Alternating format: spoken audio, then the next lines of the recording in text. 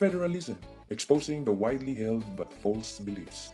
Ang federalism daw ay anti-poor kasi nag-i-impose ng karagdagang buwis, federal tax at state tax.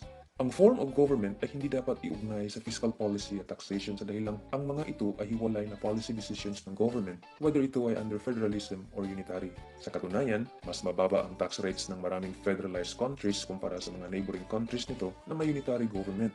Halimbawa, mas mababa ang tax rate ng Malaysia kumpara sa Pilipinas, ganoon din ang Germany, mas mababa ang tax rate nito kumpara sa Denmark. Mas mababa din ang tax rate ng Russia kumpara sa kapitbahay nitong si Japan. Maling-mali kung sasabihin na ang dagdag na administrative level ng gobyerno ay mangangahulugang karagdagang buwis. Hindi totoo yun.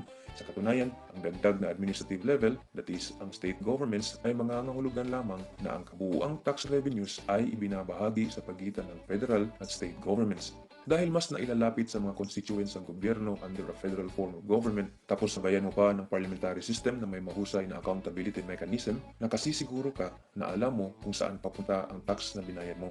Laging tatandaan na ang form of government at fiscal policy ay dalawang magkaibang bagay at saka ang pag-shift natin into a federal form of government ay hindi tungkol sa pagtaas o pagbaba ng taxes. Ito ay tungkol sa kung saan nilalaan ang tax. Ang paghahati-hati kuno ng Pilipinas sa iba't ibang states at territories ay napaparami ng mahihirap na mga tao at mahihirap na mga estado. While it is true na sa paghahati-hati ng mga rehiyon into states, hindi essentially magiging pare-pareho ang economic standing ng mga ito. Ibig sabihin, may mga states na sa simula ay hindi pa self-sufficient at mayroong mga states na progresibo na agad sa simula pa lang. At sa katunayan, wala nga itong pagkakaiba sa nangyayari ngayon while nasa unitary tayo for a period of 30 years, di ba? Hanggang ngayon, mabibilang mo lang yung mga rehiyon o provinces na talagang progresibo. Now, dito sa pagiging isang federal government, yung mga hindi pa self-sufficient na mga states o territories, pagkatapos ng paghahati-hati ay tinutulungan niya ng federal government through subsidies. Binibigyan ang mga states o territories na ito ng financial incentives at economic development strategy na base sa best practices ng mga states na progresibo. Tinutulungan ang mga ito hanggang sa magiging self-sufficient to develop an agenda for economic progress by themselves. Dito rin pumapasok ang significance to elect the best people to run the state government. Kaya hindi lang ito trabaho ng federal government, kundi ang napakalaking responsibilidad ay nakasalalay din sa mga tao na mag-elect ng pinakamahuhusay ng mga leaders to bring about economic development sa kanilang states o territories, lalo pat kapag naging bukas na bukas tayo sa foreign direct investments. At kapag sinasamahan pa ito ng isang parliamentary system of government, dito kayo makasisiguro na hindi uubra ang mga walang kwentang politiko. Ang federalism daw ay lalong nagpapalala ng political dynasties. Ang katotohanan, ang political dynasty is not bad per se, so long as yung mga leaders are able to do their job very well sa pagbibigay ng maunlad at masaganang pamumuhay sa kanilang mga constituents. Masama bang maituturing ang pamilyang Trudeau ng Canada o Rajak ng Malaysia o Roosevelt at Adams ng Amerika? Di ba kilala sila lahat dahil sa mahusay na pamumuno? Nagiging masama ang political dynasty kapag ang ilang miyembro ng sikat na pamilyang nasa politika ay bobo at walang ginawa kundi mangurakot at manggulo.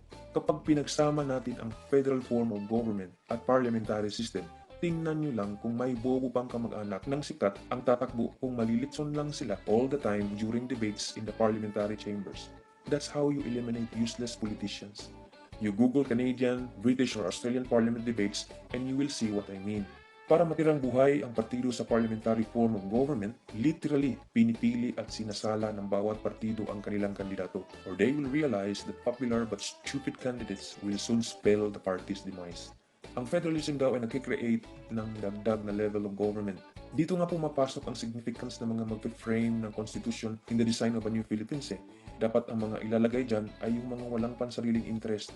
Remove the barangay governments, convert this into frontline service offices for municipalities, or remove the provincial governments. You only need federal government, state governments, and city councils. This in itself will result to a new set of leaders as the old political structures and boundaries will disappear.